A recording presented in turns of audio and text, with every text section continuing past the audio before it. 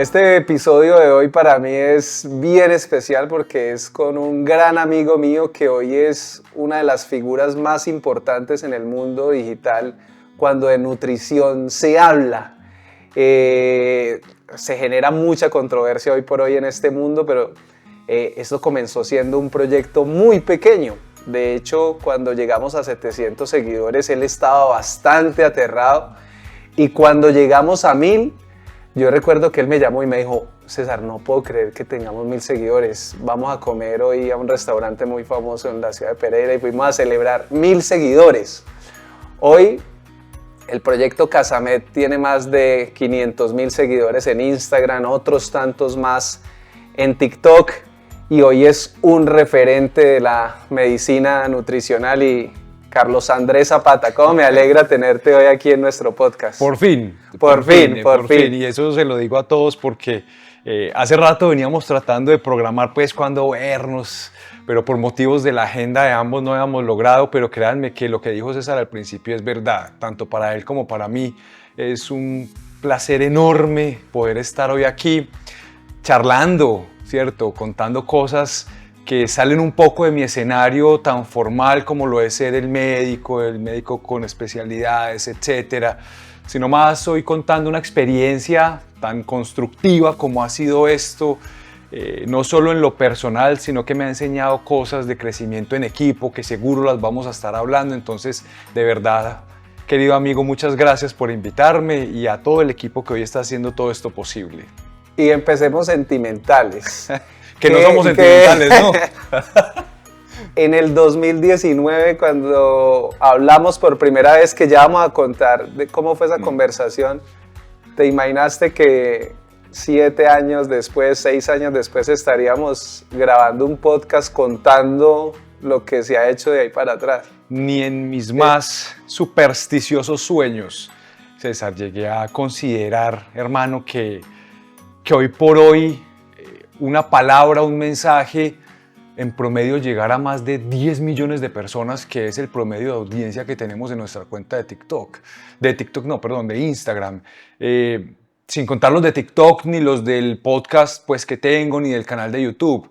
Créame, hermano, que no me lo llegué a imaginar. Y no solo eso, hablándolo desde el volumen de gente que lo ve.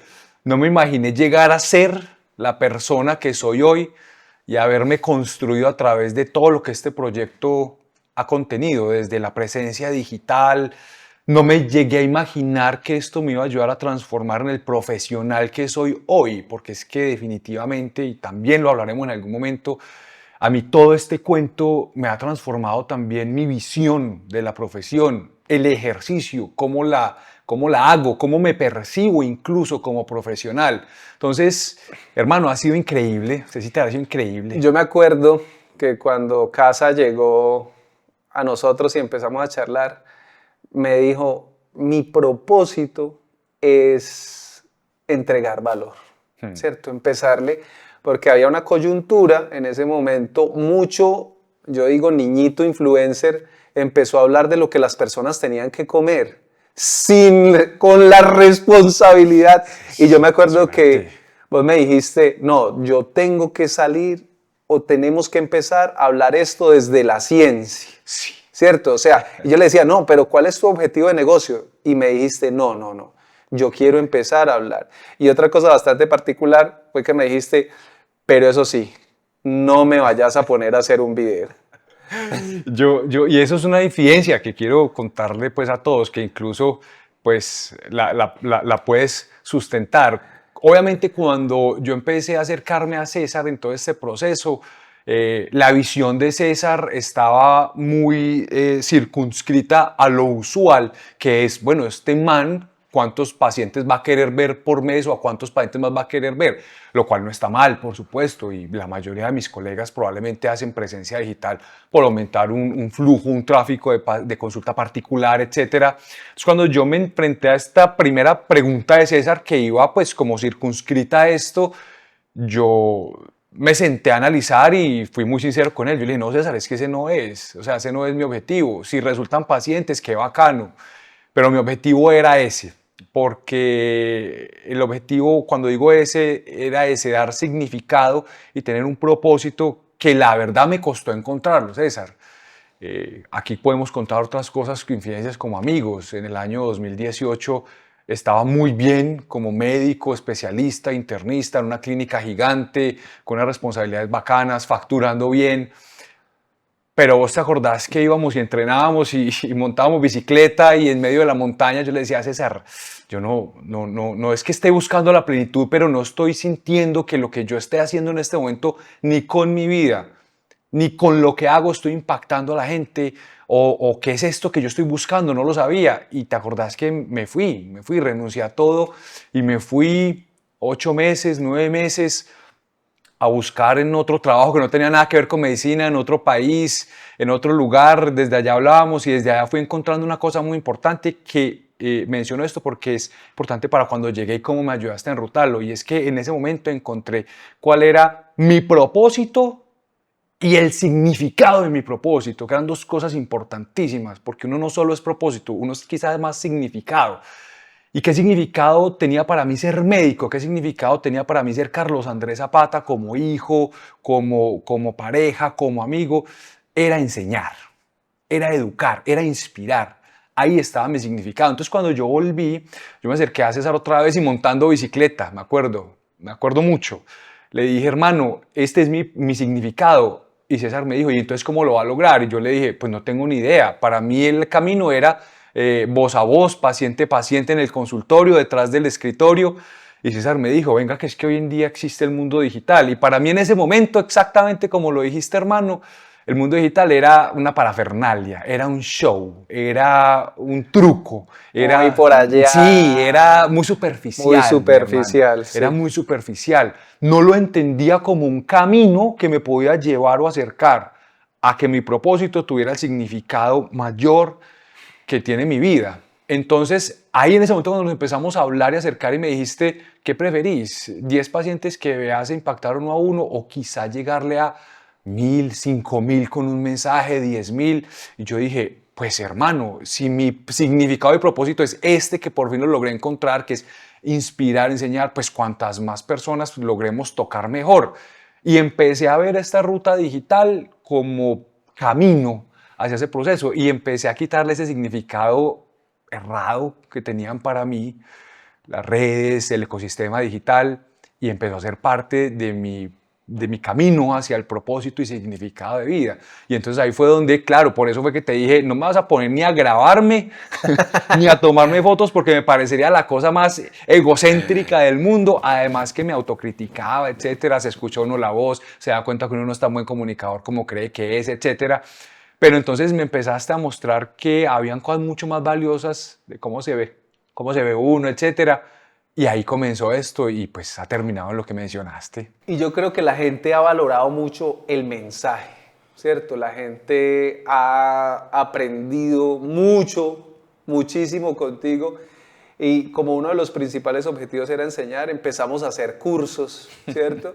Y más allá pues del valor que entregan esos cursos, yo tengo muy marcado una vez que el hijo, una voz de un niño, te mandó o nos mandó un mensaje como agradeciendo porque la mamá había estado en el curso, y yo ese día dije, no, y vuelvo y lo cuento y vuelve y se me pone la piel de gallina. O sea, el niñito a un nivel de agradecimiento porque le estaba salvando la vida a la mamá con la alimentación, y yo dije, no, esto sí realmente estamos cumpliendo el objetivo. Sí, yo me acuerdo muy bien, porque además de eso queríamos romper un poco con la idea de que hay que crear ecosistema digital para después hacer cosas que solamente representen un dinero para uno, cobrar y cobrar. Al principio, y les cuento también esto, es que me gustan estos programas porque uno cuenta mucha cosa que usualmente no cuenta uno en otro lado, o que incluso los colegas uno nunca se va a atrever a contarles, pero detrás de esto hay mucho. Yo me acuerdo que yo le decía a César, es que yo quiero hacer las cosas gratis, yo quiero romper esa barrera,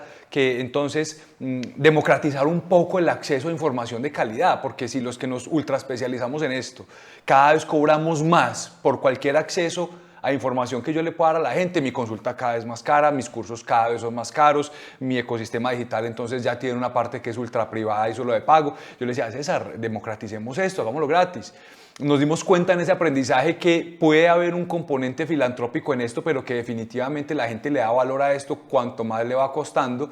Pero entonces llegamos a un punto medio donde nos pusimos la meta de que pudieran acceder y que no fueran costosos los cursos. De hecho, es lo más rebarato que pueden encontrar en el medio precisamente para que accedan. Y en uno de esos cursos fue que, como César es el hosting de los cursos está ahí, además el equipo que hay detrás controlando todo lo que se va dando mientras yo voy pues dando la Porque conferencia. son en vivo, además. Son en vivo, claro, y además mientras voy dando la conferencia, pues yo no puedo estar pendiente de todo lo otro. Entonces, César, estando ahí, cuando terminamos, abrimos esos espacios. Cuando este niño, le abrimos micrófono inclusive, pues, y nos mandaron mensaje de voz después a través de los canales que tenemos de WhatsApp.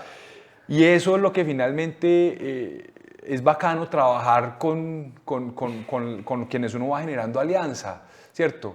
Mi propósito no era, César, tampoco solamente usar la agencia como un instrumento de, vean, es que yo quiero llegar allá.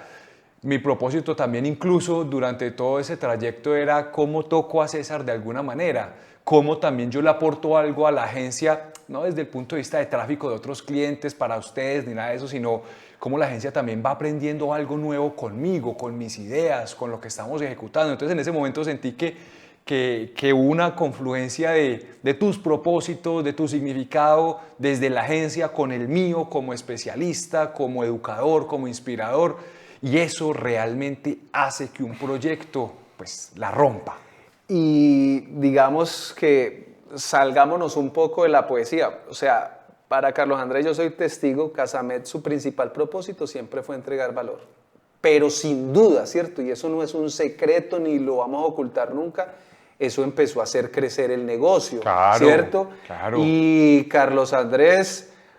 mira que me invitaron de Chile a dar una charla, mira que me invitaron de Brasil a dar una charla, mira que me invitaron a Barcelona y tengo que ir a dar una charla, no los mencionemos, pero que fulanito que dice que las frutas son una yo no sé qué, nos tiene bloqueados en redes sociales. Entonces, un espacio, pero para mi modo de ver, el culmen de esto, llega Planeta y nos contacta y dice, doctor, ¿usted por qué no se hace un libro y no lo entrega? Sí, hermano. Yo sé que hablo mucho, la gente de pronto, bueno, quizá entre estas cosas que voy contando los va haciendo identificar y gracias por llegar al libro, pero yo creo que para llegar allá es importante decir una cosa. En ese camino nos fuimos dando cuenta que la mentalidad de nosotros los humanos también es muy capitalista. ¿En qué sentido? Le doy valor a las cosas y me cuesta al menos un poquito. Inclusive intentamos hacerlo gratis. En eso fuimos encontrando nuestro camino de parte y parte, cómo darle eso a la gente. Y eso nos llevó a empezar a crear una... Y ahí es importante esto, César, me parece súper importante que la gente lo vea. Que yo no me lo imaginé que me iba a pasar como un profesional en mi área. Y es que empezamos a diversificar de una forma tan espontánea todas las rutas de productividad de un médico que convencionalmente a mí me pagan, hermano, si estoy en un hospital con un fonendo en los oídos y pase viendo pacientes. Pero empezó a diversificarse esto a través del mensaje, del significado que estábamos entregando en una ruta digital y empezó las conferencias.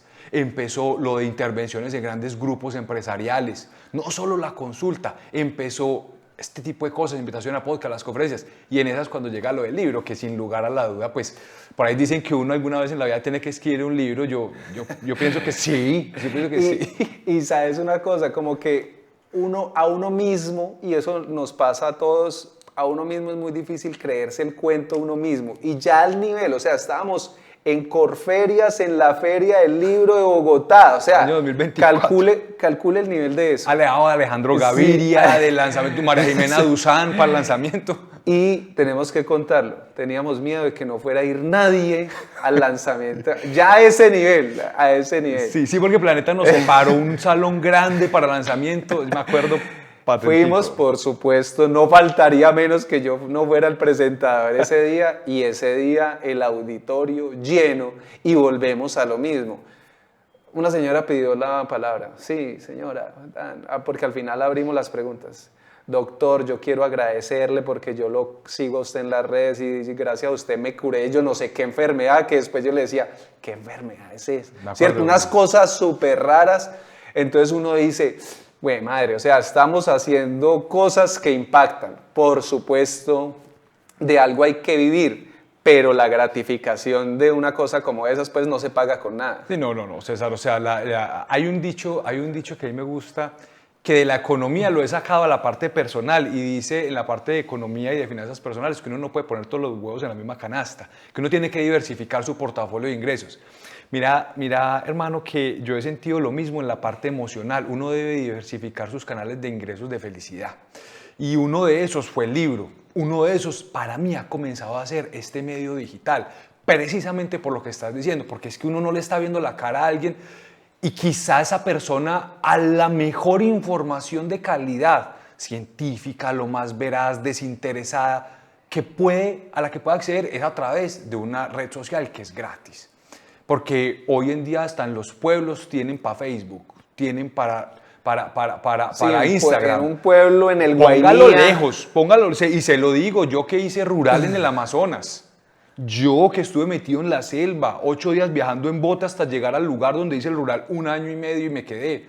Y la gente tenía Facebook. Sí. Y allá no puede llegar ningún especialista. Ninguno, César, o sea, eso era una utopía, sigue siendo una utopía, pero ¿a qué sí pueden ingresar? A eso. Entonces, esto se ha vuelto uno de esos canales de felicidad increíblemente y hasta ahora pues ya en algún momento tendremos otros espacios para compartir cómo hemos convertido esto en algo que genere felicidad y no estrés, porque esto fácilmente se puede convertir en un estrés, se puede convertir en una carga, se puede convertir en algo aburridor, se puede convertir en algo que lo quema a uno. Pero hasta ahora, incluso por detrás de todo esto, nos hemos sentado a hablarlo y cómo hemos aprovechado toda esta tecnología y todo eso para generarnos eso, ingresos de felicidad, ingresos de tranquilidad inclusive. ¿Qué decirle? Porque obviamente te siguen muchas personas, digamos que el común, pero también te siguen muchos médicos. Y hay una pregunta que se hacen los médicos hoy, por la coyuntura, por el momento de la humanidad, por el momento del negocio. ¿Entrar o no entrar en el mundo digital? Esa pregunta es muy buena porque es que te lo digo y se lo digo a todos los que nos estén viendo en este momento, específicamente a los profesionales de salud, si queremos circunscribir esto solo a médicos. Hombre, es que esto ya no es una pregunta de si me meto o no me meto, es que usted ya tiene presencia digital, usted ya está en internet, quiera o no. Lo que yo sí puedo decir como profesional de salud es en qué forma o de qué forma voy a hacer presencia. Ya no podemos escoger, eso es ya parte de la dinámica de la sociedad mundial. Y recuerden, y yo me recuerdo personalmente mi juramento hipocrático, que era servir a la gente. Ahí no dice que solamente en un consultorio, que solo lo puedo hacer a través de mi fonendo. Usted tiene que adaptarse a las necesidades de una sociedad cambiante. Nos guste o no nos guste, nos parezca o no nos parezca. ¿Qué quiero decir con esto? Hay que entrar. Y hombre, ahora estamos luchando demasiado por entrar en esta parte de salud, a crear un marco legal, por lo menos en Colombia, porque es que no hay un marco legal para estas intervenciones en redes sociales, donde esto es un micrófono abierto y uno puede decir lo que uno quiera y es muy fácil convencer a la gente de que un reto que a mí se me ocurrió, de que esto en salud es bueno porque además yo lo vendo, porque además yo no sé qué. Entonces, pregúntense eso, ustedes van a continuar con el juramento hipocrático y estos canales hoy en día hacen parte del cumplimiento de ese juramento que es el que rige toda, absolutamente toda nuestra profesión y el ejercicio de la misma. Y eso que dices es muy valioso, ¿cierto? Ya todos tienen presencia digital. Y si no, que se busquen en Google. Sí. Ponga su nombre en Google, a ver, y ahí va a aparecer usted en algún retazo de alguna cosa, de una nota, de un no sé qué. Nosotros, digamos que la promesa que les hacemos a los profesionales de la salud, porque también tenemos psicólogos, odontólogos, médicos especialistas, es nosotros somos Google Partners, ¿cierto? Los van a encontrar de primeros en Google si hacemos una buena estrategia, ¿cierto? Pero hoy por hoy las personas se han alfabetizado digitalmente muchísimo. Entonces, listo, le aparece usted primero, pero después van a su Instagram o van a su red social a ver si sí de verdad conecta con las personas. Entonces ya no es solo aparecer de primero en esta plataforma, sino yo tener montado un ecosistema digital que le permita brindarle la garantía a la persona de que por lo menos yo diga, sí, maneja el tema por el que yo lo estoy buscando. No, absolutamente de acuerdo. Y mi consejo para todos es mantenga su imagen y su idea, ¿cierto? O sea, muéstrese como es. Eso de muchas formas lo va a favorecer. En este sentido, como usted decía, una persona que entra, lo ve a usted en el lo encuentra en Google, va a su ecosistema digital, ya sabe en qué tono habla, ya sabe cuáles son las cosas prioritarias para usted como especialista, ya saben usted más o menos cómo se ve incluso, cómo se ve, hasta qué hace en su tiempo libre. Cuando el paciente decide ir donde usted, ya llega con una cosa muy importante en psicología que se llama declaración de intención del cambio o de mejora. Y eso mejora mucho los resultados. ¿En qué? En salud para las personas, que en últimas van a terminar siendo su carta de presentación como médico y como especialista. Entonces, mire usted cómo estamos hablando de que hacer una buena presencia digital va mucho más allá del TIN, la consignación porque usted convirtió a una consulta nueva. Es que esa se le puede convertir en mucho más por la forma como usted estaba, etcétera, etcétera, como usted conectó, como usted no sé qué, como usted mejoró los resultados pre-consulta. Es como una preselección de pacientes. Eso es maravilloso para uno. Yo admiro mucho a los médicos, sobre todo a los especialistas, porque han dedicado gran parte de su vida a estudiar. Para los que no sepan, un médico internista pues pasó 5 o 6 años en la universidad, 7 años en la universidad, más otros 3, 4 o 5 haciendo la especialidad. ¿Y qué viene, Carlos Andrés?